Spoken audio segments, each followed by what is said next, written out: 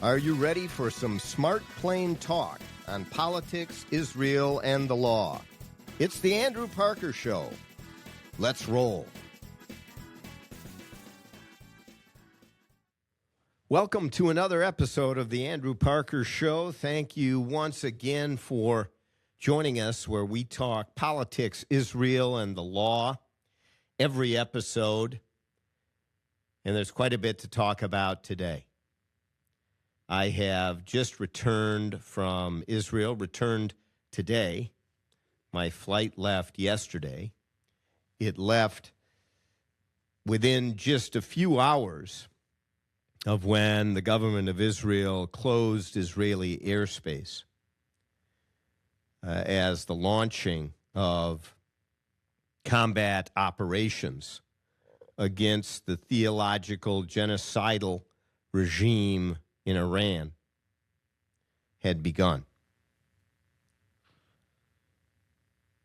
I would still be in Israel, certainly, if I had not left on that flight, and may well be there for quite some time, which, frankly, would not have been all bad. I consistently have been and continue to be very proud of the sole Jewish state in the world, still carrying and following a moral compass that we can be proud of. And not every country can say that. In fact, very few countries can. I don't know if there are any. Although when you stand up to hate, when you stand up to Nazi-like attacks, when you stand up to genocidal zealotry in the fundamentalist Islamist way that has occurred over the past many, many years and is really embodied in the leadership of the Islamic Republic of Iran, calling for the death of America because of its Western values, because of its Judeo-Christian values,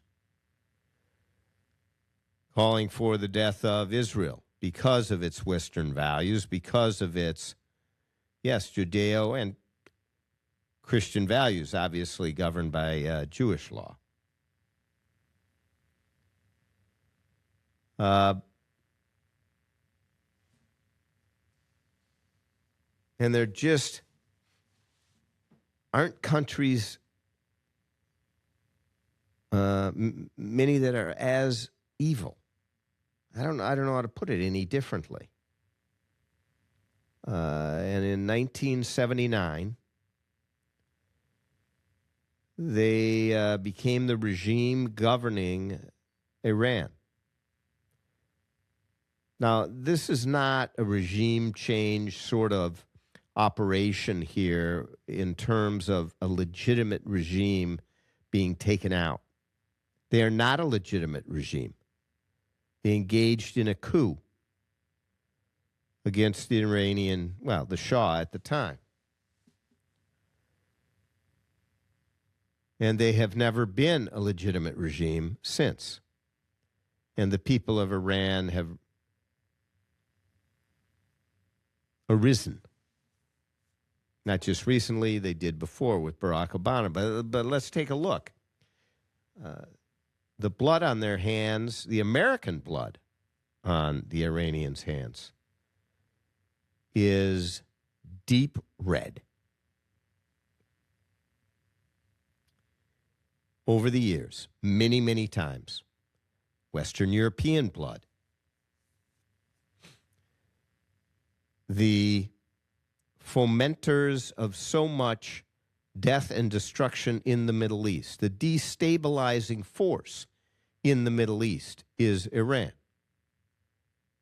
There's no doubt about it. There may be other smaller forces that are destabilizing, but the fundamental one is Iran. And wouldn't it be nice to have peace in the Middle East. That means the destruction of the regime. That does not mean off-ramps. That does not mean some sort of a compromise that allows the continuation of the Islamist way, the destructive, evil way of the radical Islamic movement. It needs to be ended. It goes against our moral compass. And that needs to happen now. And thank God for Donald J. Trump, who, unlike any president before him, including Ronald Reagan, unlike any president before him, he has had the backbone to make tough decisions that could end up, and I've said this a number of times on the show in many different episodes, I believe we are closer to peace than we have been in our lifetime in the Middle East, between Arabs and Israelis, even as it relates to the Palestinian issue. I believe we are closer. And this is a step that needed to be taken. We've talked about it a number of times on the show, that Iran needs to be changed at the top. The people of Iran want peace. The regime does not. And rather than do anything about it, the United States have made excuses and have become apologists over and over and over again. Democrat and Republican alike. Done nothing but a lot of feckless talk, appeasement, and finding reasons and wringing hands because they do not want to do the dirty work of bringing about peace. And sometimes that is what it takes. Not everything is Ronald Reagan and Mikhail Gorbachev. In fact, that is the rare occasion. Sometimes you got to roll up your sleeves, and it does get dirty and ugly and difficult. But peace in the Middle East, peace in the world, takes that strength. And Donald Trump has shown it a number of times, uniquely in comparison to, at least since 1979, all the presidents done nothing about it. Not even Ronald Reagan did much about it when hundreds of U.S. military in Lebanon were murdered by the Iranians and their proxies. So if we are going to move toward peace in the world, difficult decisions like this need to be made. Difficult actions need to be taken. This is a religious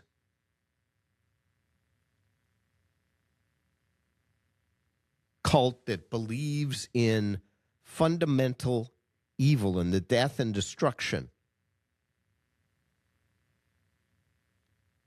of peace-loving people.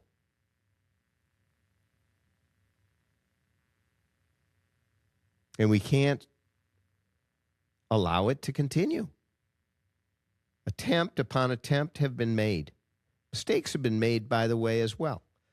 Nothing was done during Ronald Reagan's 8 years after he took over in 1980, and 1979 was, Jimmy Carter and the hostages for 444 days. And as soon as Reagan took over, the hostages were released.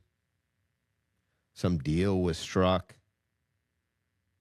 Well, it allowed the mullahs to stay in power for the beginning years, to build their country of hate. And they did.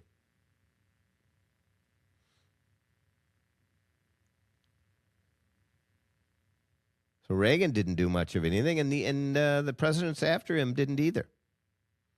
Now, there were sanctions, and the sanctions of George W. Bush in particular brought the Iranian economy to its knees, where Iran was begging for a deal, and Barack Obama and the Democrats caved in and gave them a deal that gave them a glide path to a nuclear weapon. It allowed for it. Amy Klobuchar still claims that she made the right vote supporting that deal. She is wrong about that. And she can defend it till the cows come home. I got to know that deep down she believes and knows that she was wrong. Giving billions and billions of dollars to Iran when they were on their back. They used some of that money funneled to Hamas to build tunnels and ultimately to kill Jews. And to kill Americans, by the way. You're telling me that Iran deal had nothing to do with Hamas's October 7, 2023? Oh, yes, it did. Yeah, okay. It was 8 years later. That money cemented the mullahs into place in Iran and saved their economy. They built an enormous ballistic missile force because of that deal. And again, they continued their glide path to a nuclear weapon. That brings us to today. So Amy Klobuchar and the rest of the Democrats, all of whom thought, oh, this is a great deal. What? To keep these fanatic crazies in power? They killed 32,000 of their own people. That's who we're talking about, giving billions and billions. That was a good deal. Well, we didn't want to go to war. Why? Because with ideological zealots like this, haters, evildoers that will stop at nothing, you have to take them out. It's either Western civilization or not. And thinking, well, I don't want to be a U.S. senator when we're in the middle of a war. That's not good. Yeah, let's just keep kicking the can down until I'm no longer here. Well, that's what presidents did. Same in not moving the embassy to Jerusalem. That's what presidents did. Just keep kicking it down. Why? Because there will be bloodshed. There will be people yelling and screaming if we do that in the streets. No, that didn't happen. In this war, and I've said it on the on the show a number of times, this war with Iran, I predict, I don't know. What do I know? It could be over in a week, maybe a month, somewhere between 1 and 4 weeks. That's what I think. And I say that because I think Iran is a paper tiger. War is not good no matter when it is, what it is, and we wish that we wouldn't have to do it. But I'll tell you, it's a lot worse today than it would have been had we dealt with it in 1979 immediately, or had we dealt with it through the 80s or the 90s. It is much tougher today. Or if we had not done the 2015 deal that Barack Obama put on the table. Look at the difference. Obama gives them everything effectively.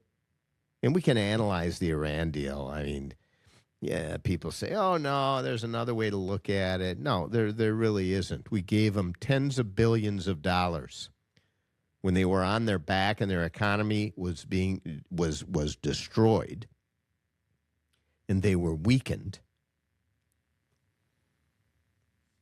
And we gave them a glide path nuclear weapons. We gave them the ability to build their ballistic missile system that they're now firing at Israel. We gave them the ability to help Hamas and fund Hamas and Hezbollah with thousands and thousands of missiles in the Middle East aimed at Israel. This is what Amy Klobuchar voted for.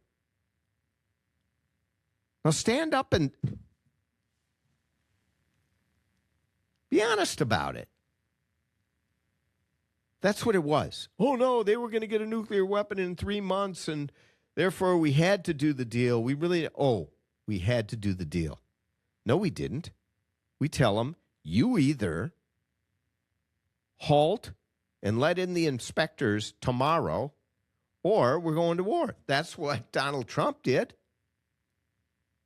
And he's going to take them out. Well, he has now taken out the supreme leader. And by the way, why are we defending Iran? Why are we defending Islamic radicals, the Islamists, the haters, the murderers, the killers? That is where the Democratic Party is today. They are finding every reason to attack the President of the United States because of their hatred and their derangement syndrome regarding him. That is where Democrats are today, as opposed to calling out the real evil, which are the religious leaders of Iran, the Muslims who are radical Islamists, wherever they are. But in this case, we're talking about Iran. And that is who the Democrats are lining up behind. It is outrageous. It's disgusting. And they're going to say, no, the president doesn't have this authority, and it's gone. No, that has not been decided. And in fact, when it is decided, he does, as the commander in chief, have authority. And the constitutionality of the War Powers Act is seriously in question. But regardless, at times like this, we should be defending good, not evil.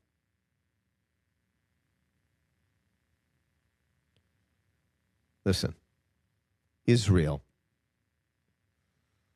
is the land of those who celebrate life, of those who love peace, of those who build community. And what a community it is. I just got back from a 12-day trip there. It is phenomenal. It's nothing short of a miracle.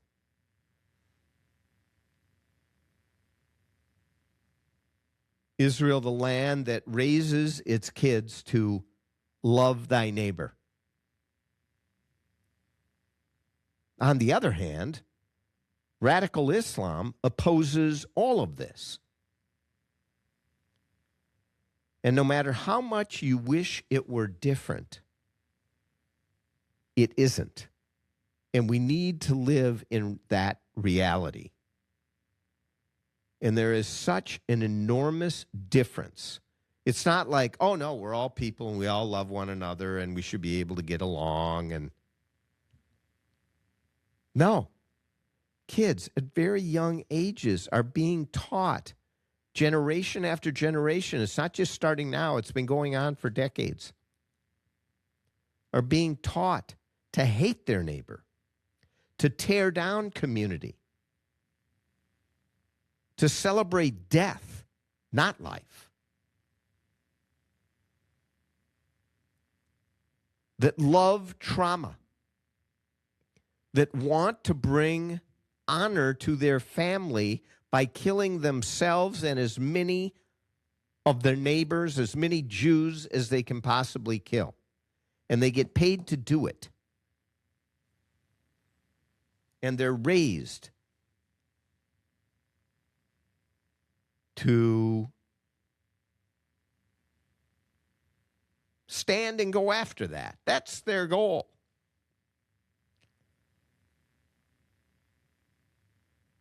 It's just not right that the Jews in Israel who want to live in peace, who have shown that, who have done deals with some of their worst enemies that have stuck for decades, Egypt, Jordan, just name two,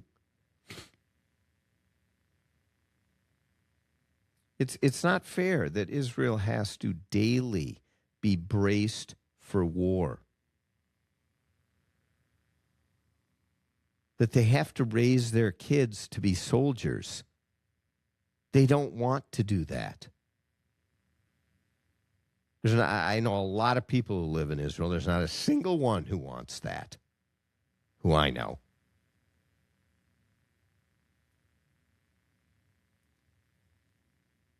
The Israelis are put in a position daily of having to destroy their enemy or be destroyed themselves. A gun is to their head. And it is a disgusting blood libel that the Democratic Party carries day in and day out with certain members of their caucus. Disgusting. Calling Israel's response to the Nazi actions, atrocities of Hamas and through them to Iran, calling them a genocide is a disgusting blood libel. And the Democratic Party has picked it up. And now, a word from our sponsors. A record of success second to none. Parker Daniels Keyboard Law Firm, the numbers tell the story. The last 5 cases our lawyers have brought to trial have resulted in million and multi-million-dollar verdicts for our plaintiff clients and 0 defense verdicts for our defense clients. Put simply, we try cases and we win cases. Hi, I'm Andrew Parker. At Parker Daniels Keyboard, we take our work personally and we go the extra mile. That is why some of the biggest law firms, locally and nationally, send cases to us to handle when they can't. If you have a challenging and critically important business or personal legal dispute that must be favorably resolved, whether regarding a contract matter, a business divorce, a real estate dispute, an employment dispute, a civil rights or defamation matter, plain talk, if it's a big deal, contact us at Parker Daniels Keyboard. Wise counsel, winning results. Go to parkerdk.com. Looking to reduce your tax liability and grow your portfolio? Consider Texas-based Texacoma Resources. They have been delivering results for over 40 years in energy investments. Investors may benefit with strategic advantages like depreciation, depletion, and drilling, but should consult their tax advisors for their specific situation. Call True North Investment at 612-968-3442 to learn more. That's True North Investment, 612-968-3442. Texacoma Energy that works for you. Calling Israel an apartheid society or culture is a disgusting blood libel, a blatant lie, and the Democrats have picked it up. Oh, no, the mainstream Democrats, they don't say that. Oh, yeah. Robin Kelly, who is running for Congress in Illinois, she knows better. But now she's got the same mantra, and it has infiltrated the Democratic Party to the point it is mainstream. The hatred for Israel, the hatred of Bibi Netanyahu, the Israeli prime minister, who built a coalition, and whether it's as strong now as it's been previously, who knows, but 68 seats, that's several more than 5-6 elections in a row, democratically elected. In any event, Democratic Party, they hate their platform calls out hatred toward Israel.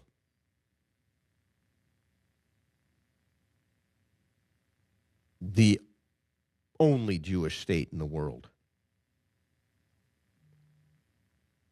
You know, but the Republican Party isn't free from this. Oh, no. You've got the isolationists, some of whom are just blatant anti-Semites, who claim to be isolationists. You've got Tucker Carlson, good example. He now has become the arsonist of the Republican Party. Going to tear it down and burn it down, whatever it takes.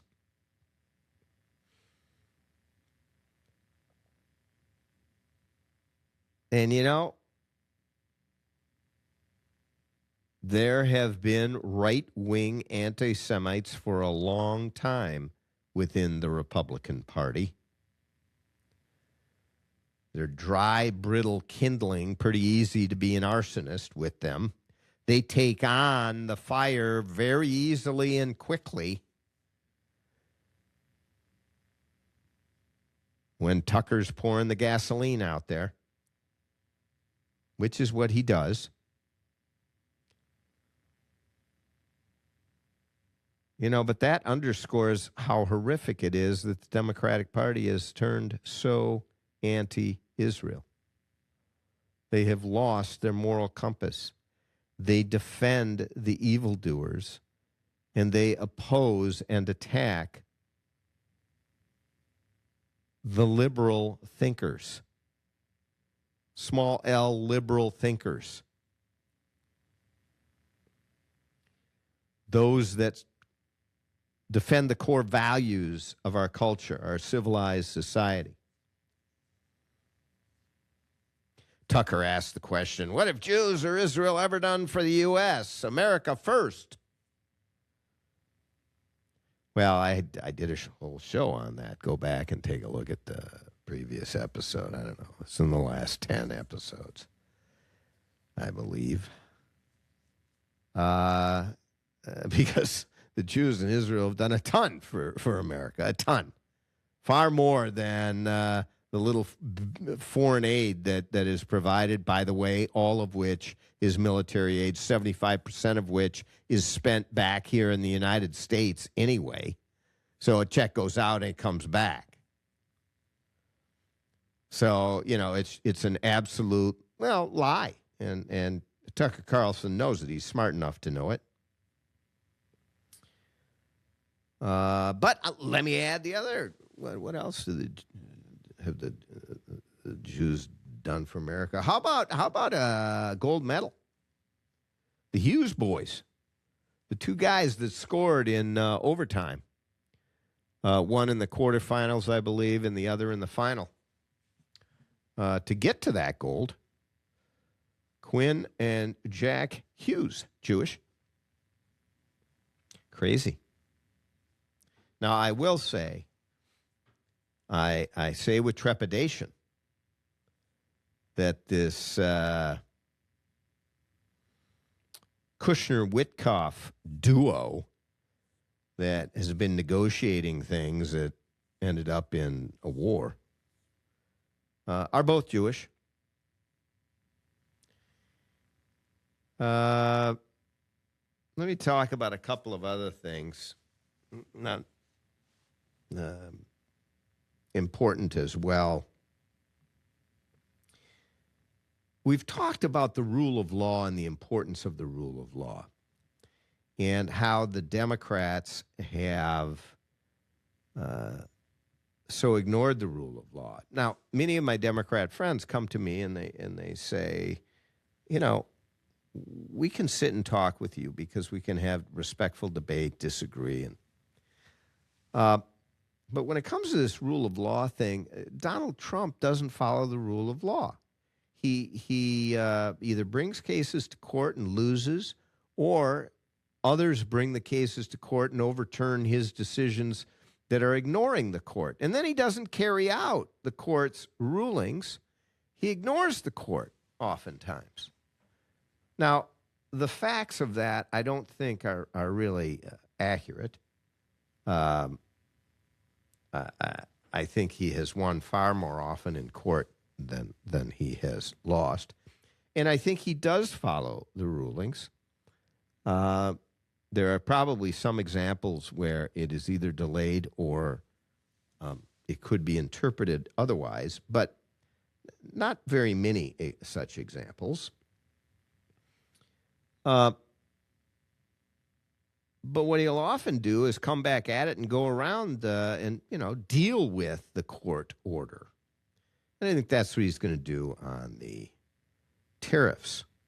But I think the point I want to make is what happens when you ignore the rule of law and throw your moral compass out the window, like so many in the West have done. They have decided to be Neville Chamberlains all, except Donald Trump. He's, Churchill. And this is his Churchillian moment. No, they're appeasers, those in Congress. They're appeasers. Most of the Republicans in the Senate, for example, are going along. They're going to go along with the president. They're going to be led by Tom Cotton and Lindsey Graham and the others who, applaud vigorously this move against Iran, which I believe is going to be successful so long as we don't pull the plug too quickly. But there are many on the Democratic side that have, they believe, we can't launch a war. We have to continue to stumble along and deal with the threats, the consistent forever fear, the forever looking over your shoulder, the forever waiting for the next suicide bomber or hijacking or 9/11.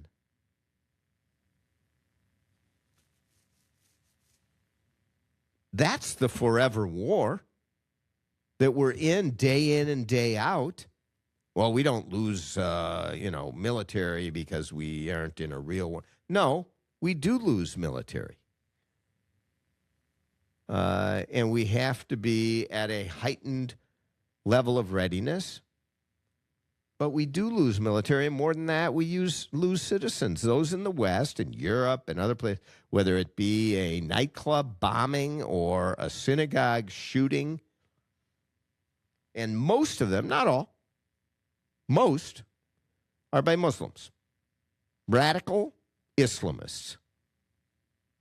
It is a fact. Now, what you do with that fact, who knows, but it's simply a fact. And as long as we placate, as long as we appease, it's going to get bigger and bloodier. And we are where we are, as I said earlier, because we didn't do anything about this for 47 years. We knew we had to. At some point we'd have to. But because it took so long, just like World War II, because we did nothing, we appeased. Millions died instead of something much smaller. Now, this is not a world war like that. But it is a much bigger fire than it would have been much sooner. Much bigger fire than it would have been had the Democratic Party not pushed through the Iran deal. It was horrific. It's caused many lives, blood on hands. I don't know how you can say it any other way. And it destabilized the Middle East for all these years.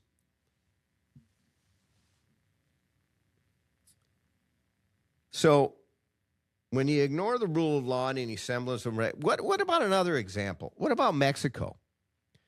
You ignore the rule of law. In fact, you get in bed with the cartel. And they bought off the politicians and the judges. And ultimately, somebody stands up to them. It gets a lot bloodier than if you would have enforced the rule of law from the beginning. The problem of immigration in this country and the millions of people that came into this country, millions. The entire population of Israel came into this country. Not those people, certainly, but in terms of numbers. Came into this country illegally. Don't know who they are. We know a lot of them are bad. We know a lot of them are good, hardworking.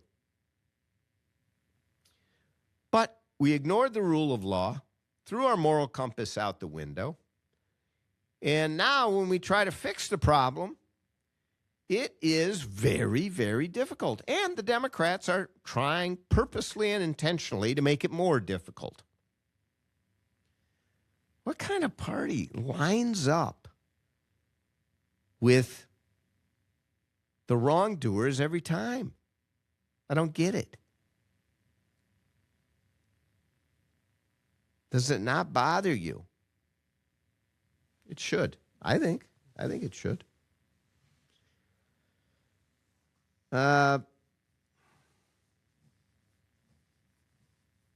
Lastly, just a comment, kind of a separate subject, but Israel, perhaps our most important ally, the United States, America First agenda, most important ally, not just of America, but of the America First agenda, Israel, I would argue, is our most important ally. It's the only democracy in the Middle East, a critical region to the economic success of the United States and other Western countries. Energy and energy policy is a national security issue. And so it's very important to not have destabilization and terror throughout the region that has so much of that oil, not just for the United States, but for other countries too, because that helps the United States. America first. So Israel is, very, very important in that regard. And none of them, the United States gives no money to Israel for economic aid or welfare or to take care of people. Israel is doing that on its own. And they built a country at gunpoint, day in and day out, despite being at gunpoint, that has become one of the giants in the world for economic success, financial success. And for years, the United States has taken no aid from America, nor have they had a single boot on the ground to defend Israel. The United States hasn't. But the U.S. has provided military assistance to Israel. Again, as I mentioned before, it's in the $3 billion range each year. It is negotiated usually on a 10-year memorandum of understanding or letter memorandum. And as I said, about 75% of that money each year is spent back here in the United States. Building companies, creating jobs. It's a win-win. That doesn't happen with most countries on foreign aid. But it does with Israel. And the primary reason is to maintain as an enormous aircraft carrier in the Middle East for the United States. The U.S. does not normally have to use its forces in the area knowing that Israel is there. Or it has to do so in a different way, a more efficient way, a more less costly way. So we save money in that regard, and we are so closely aligned with the Israeli Defense Forces and the intelligence services that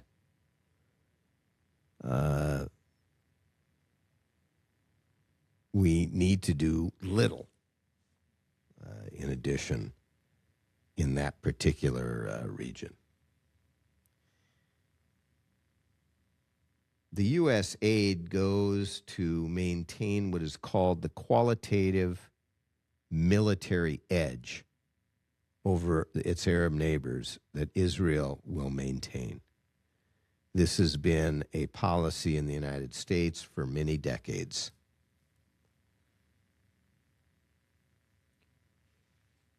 The problem is Saudi Arabia is now cutting away at that qualitative military edge. Other Arab countries are as well. And there are Islamists in these countries. Leadership can be overthrown in these countries. And the radical Islamists play the long game. And what they are hoping for is that while they continue to get their aid and military advantage, while it may not be equivalent to Israel's, soon enough it will be. Because soon enough, Congress will have flipped enough, particularly through the Democratic Party, to have more members who vote to halt all aid to Israel, who start to pass blatant, openly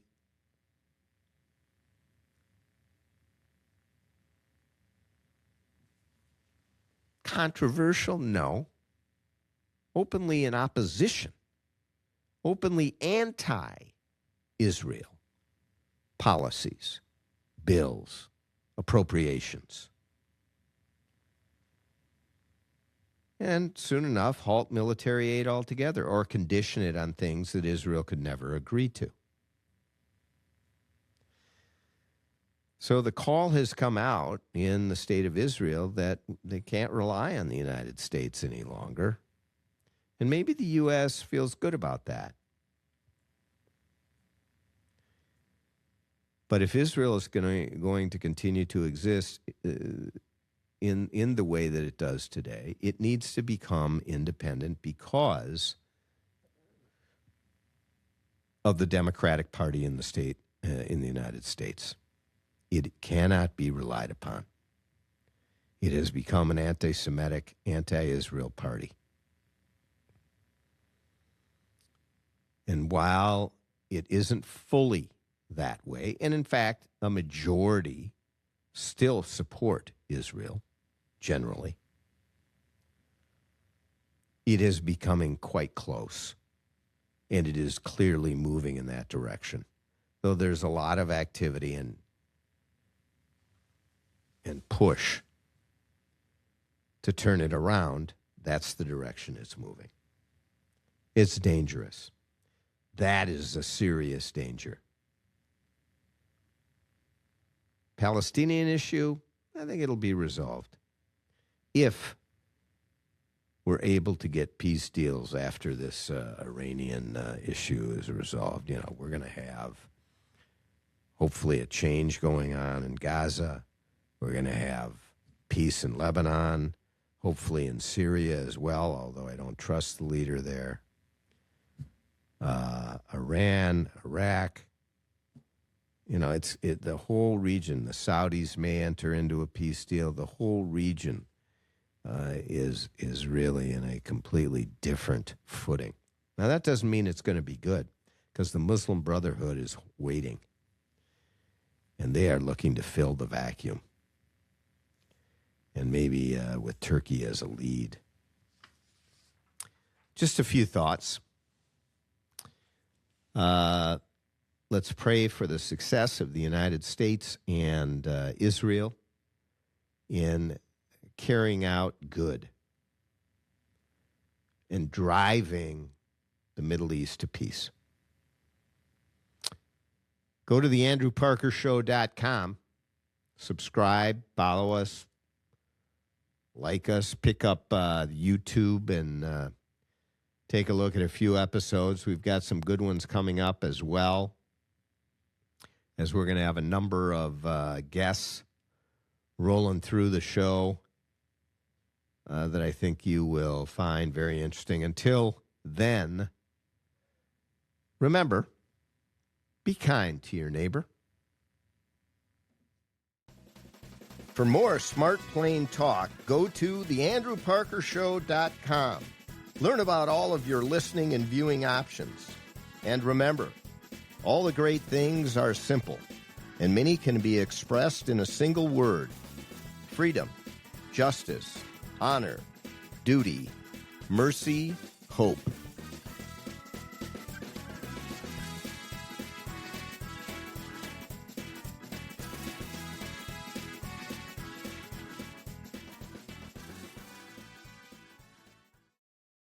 This episode of The Andrew Parker Show is sponsored by Parker Daniels Keyboard and True North Private Investments.